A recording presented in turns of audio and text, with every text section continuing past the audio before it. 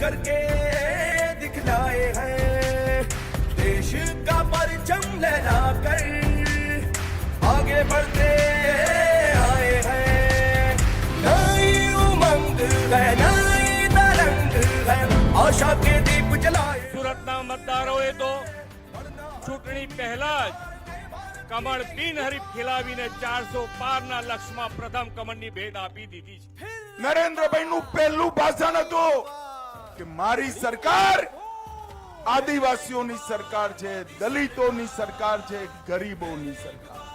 मोदी सरकार, फिर एक बार मोदी सरकार। હું ઓળખું છું સારી રીતે ચૈતર વસાવાને, હું ઓળખું છું સારી રીતે આપ પાર્ટીને।